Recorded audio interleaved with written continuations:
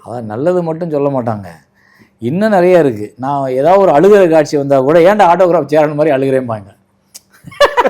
So இல்லை அது சேரன் படங்கள்னாவே அழுகிற மாதிரி அழுகிறதுன்றது நமக்கு பெரும் வசதியும் பெரும் வாழ்க்கையும் இல்லை நிறைய உறவுகளும் இருக்க இடத்துல அழுகையை தவிர்க்க முடியாது. அந்த வசதிகள் கிடைக்காதவங்க அந்த அழுகையை பார்த்து தான் ஆகணும்.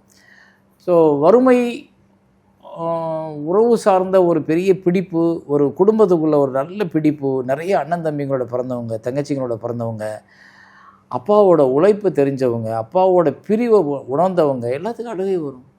அழுகை இல்லாத மனிதன் என்னையை பொறுத்தளவில் அவன் சரியான மனிதன் இல்லை. அழுகணும். ஆனால் இவங்க அழுகிறதுல அழகு பார்க்குறாங்க. அதுதான் எனக்கு புரியலை. அழுகிறது அழகாக இருக்காது. அழுகிறது எப்படி அழகாகும்? அழகாக அழுகணும், அழகாக அழுகிறதா அப்படின்னு கேட்குறாங்க. சினிமாவில் இப்படி பார்க்குறாங்க. அதனால் என்னென்னா ஒரு ஷாட்டு வச்சு அழுகிறதுல பல வகை இருக்குது. ஒன்று வச்சோம்னா அதை அவங்க சொல்கிறாங்க, இந்த ஆட்டோகிராஃப் சேர மாதிரி அழுகிறார் அப்படிம்பாங்க. அதனால் எல்லாருக்குமே விமர்சனங்கள் இருக்கும். அதை நம்ம எவ்வளோ பாசிட்டிவாக எடுத்துக்கணுமோ எடுத்துகிட்டு போயிடலாம். ஓகே.